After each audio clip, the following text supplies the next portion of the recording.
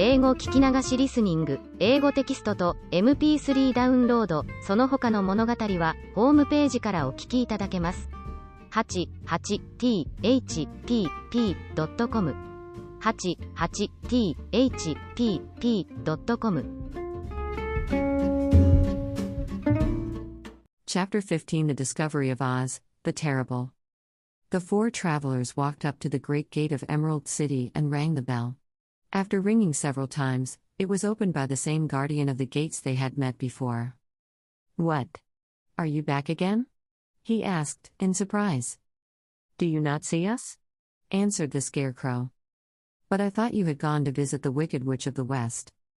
"We did visit her," said the Scarecrow. "And she let you go again?" asked the man, in wonder. "She could not help it, for she is melted," explained the Scarecrow. "Melted?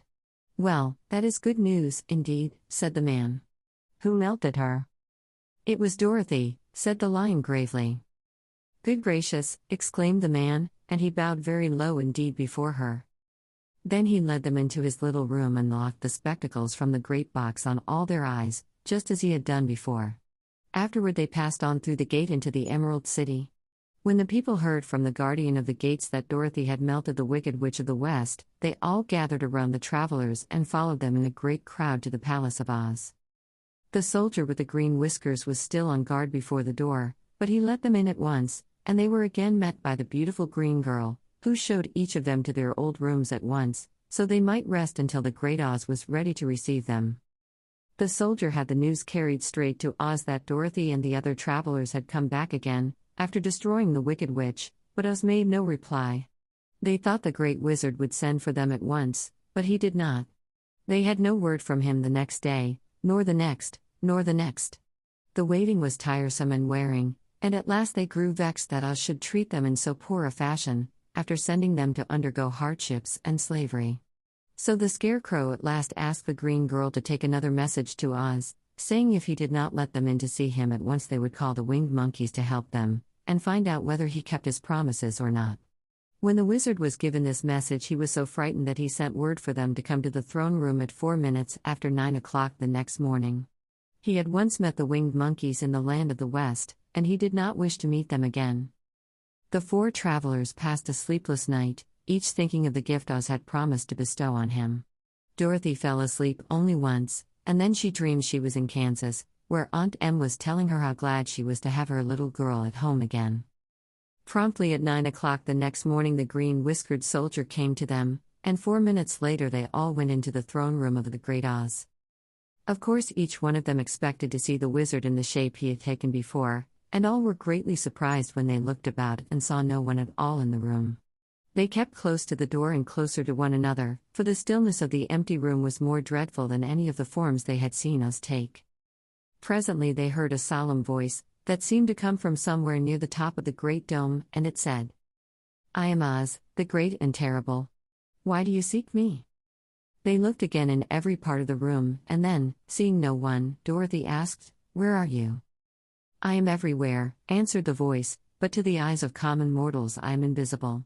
I will now seat myself upon my throne, that you may converse with me."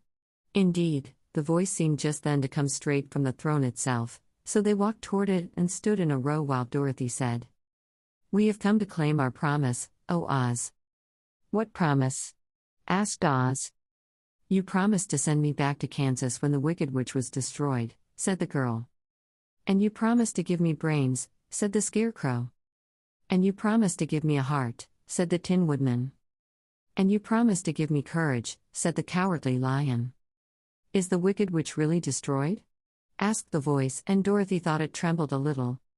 "Yes," she answered, "I melted her with a bucket of water." "Dear me," said the voice, "how sudden. Well, come to me tomorrow, for I must have time to think it over." "You've had plenty of time already," said the Tin Woodman angrily. "We shan't wait a day longer," said the Scarecrow. "You must keep your promises to us," exclaimed Dorothy.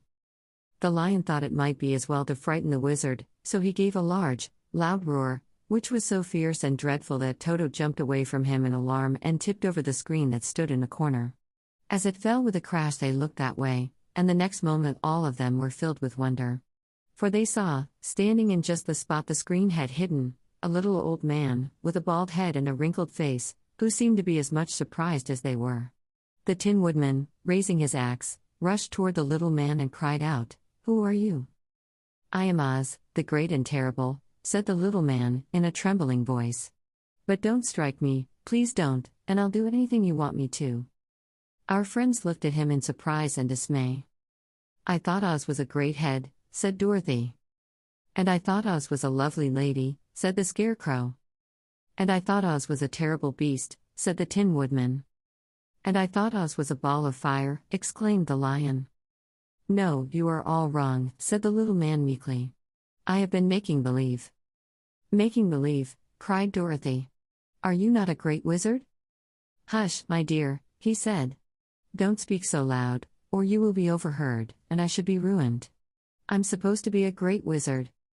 "And aren't you?" she asked.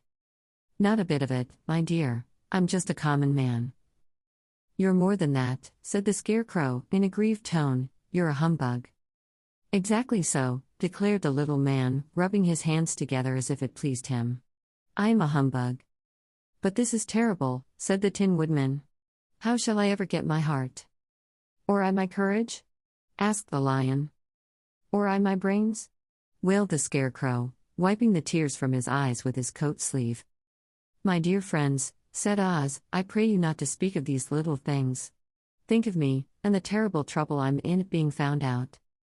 "Doesn't anyone else know you're a humbug?" asked Dorothy. "No one knows it but you four, and myself," replied Oz. "I have fooled everyone so long that I thought I should never be found out. It was a great mistake my ever letting you into the throne room.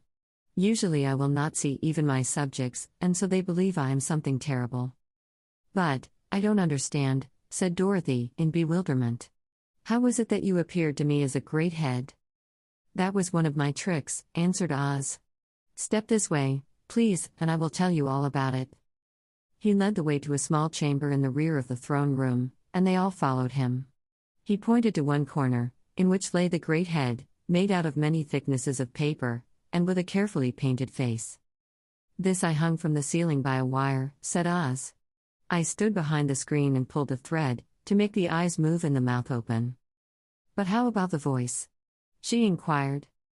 "Oh, I'm a ventriloquist," said the little man. "I can throw the sound of my voice wherever I wish, so that you thought it was coming out of the head. Here are the other things I used to deceive you."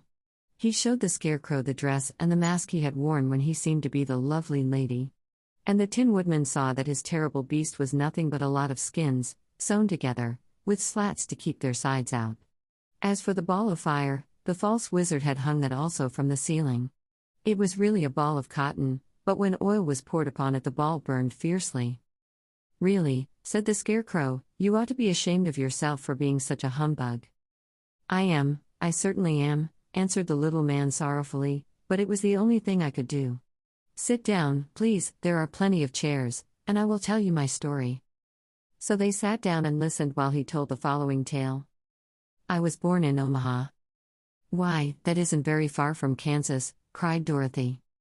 "No, but it's farther from here," he said, shaking his head at her sadly. "When I grew up I became a ventriloquist, and at that I was very well trained by a great master. I can imitate any kind of a bird or beast." Here he mewed so like a kitten that Toto pricked up his ears and looked everywhere to see where she was. "After a time," continued Oz, "I tired of that, and became a balloonist." "What is that?" asked Dorothy. "A man who goes up in a balloon on circus day, so as to draw a crowd of people together and get them to pay to see the circus," he explained. "Oh," she said, "I know. Well, one day I went up in a balloon and the ropes got twisted, so that I couldn't come down again. It went way up above the clouds, so far that a current of air struck it and carried it many, many miles away. For a day and a night I traveled through the air, and on the morning of the second day I awoke and found the balloon floating over a strange and beautiful country. It came down gradually, and I was not hurt a bit. But I found myself in the midst of a strange people, who, seeing me come from the clouds, thought I was a great wizard. Of course I let them think so, because they were afraid of me, and promised to do anything I wished them to. Just to amuse myself, and keep the good people busy, I ordered them to build this city and my palace, and they did it all willingly and well. Then I thought, as the country was so green and beautiful, I would call it the Emerald City, and to make the name fit better I put green spectacles on all the people, so that everything they saw was green. But isn't everything here green? Asked Dorothy. No more than in any other city, replied Oz, but when you wear green spectacles, why of course everything you see looks green to you. The Emerald City was built a great many years ago, for I was a young man when the balloon brought me here, and I am a very old man now. But my people have worn green glasses on their eyes so long that most of them think it really is an Emerald City, and it certainly is a beautiful place, abounding in jewels and precious metals, and every good thing that is needed to make one happy. I have been good to the people, and they like me, but ever since this palace was built, I have shut myself up and would not see any of them. One of my greatest fears was the witches, for while I had no magical powers at all I soon found out that the witches were really able to do wonderful things. There were 4 of them in this country, and they ruled the people who live in the north and south and east and west. Fortunately, the witches of the north and south were good, and I knew they would do me no harm, but the witches of the east and west were terribly wicked, and had they not thought I was more powerful than they themselves, they would surely have destroyed me. As it was, I lived in deadly fear of them for many years, so you can imagine how pleased I was when I heard your house had fallen on the wicked witch of the east. When you came to me, I was willing to promise anything if you would only do away with the other witch, but, now that you have melted her, I am ashamed to say that I cannot keep my promises. I think you are a very bad man, said Dorothy. Oh no, my dear, I'm really a very good man, but I'm a very bad wizard, I must admit. Can't you give me brains? Asked the Scarecrow. You don't need them. You are learning something every day. A baby has brains, but it doesn't know much. Experience is the only thing that brings knowledge, and the longer you are on Earth the more experience you are sure to get. That may all be true, said the Scarecrow, but I shall be very unhappy unless you give me brains. The false wizard looked at him carefully. Well, he said with a sigh, I'm not much of a magician, as I said, but if you will come to me tomorrow morning, I will stuff your head with brains. I cannot tell you how to use them, however, you must find that out for yourself. Oh, thank you, cried the Scarecrow. I'll find a way to use them, never fear. But how about my courage? Asked the Lion anxiously. You have plenty of courage, I am sure, answered Oz. All you need is confidence in yourself. There is no living thing that is not afraid when it faces danger. The true courage is in facing danger when you are afraid, and that kind of courage you have in plenty. Perhaps I have, but I'm scared just the same, said the Lion. I shall really be very unhappy unless you give me the sort of courage that makes one forget he is afraid. Very well, I will give you that sort of courage tomorrow, replied Oz. How about my heart? Asked the Tin Woodman. Why, as for that, answered Oz, I think you are wrong to want a heart. It makes most people unhappy. If you only knew it, you are in luck not to have a heart. That must be a matter of opinion, said the Tin Woodman. For my part, I will bear all the unhappiness without a murmur, if you will give me the heart. Very well, answered Oz meekly. Come to me tomorrow and you shall have a heart. I have played wizard for so many years that I may as well continue the part a little longer. And now, said Dorothy, how am I to get back to Kansas? We shall have to think about that, replied the little man. Give me 2 or 3 days to consider the matter and I'll try to find a way to carry you over the desert. In the meantime you shall all be treated as my guests, and while you live in the palace my people will wait upon you and obey your slightest wish. There is only one thing I ask in return for my help, such as it is. You must keep my secret and tell no one I am a humbug. They agreed to say nothing of what they had learned, and went back to their rooms in high spirits. Even Dorothy had hoped that the great and terrible humbug, as she called him, would find a way to send her back to Kansas, and if he did she was willing to forgive him everything.